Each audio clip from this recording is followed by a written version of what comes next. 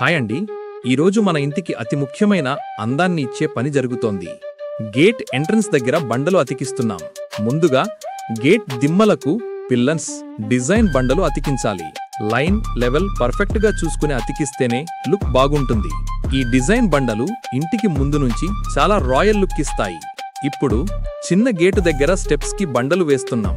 Ramp దగ్గర బండలు వేయటం పూర్తయిందండి. ర్యాంపుపై బండి వెళ్ళాలి కాబట్టి గ్రిప్ ఉండే గట్టి బండలు వాడాలండి. ర్యాంపు బండలు డిజైన్ వేసిన తర్వాత నీరు పోయే స్లోప్ కూడా కరెక్ట్ గా ఉండేలా చూసుకోవాలి. అంతా పూర్తయితే మన ఎంట్రన్స్ అదిరిపోతుంది.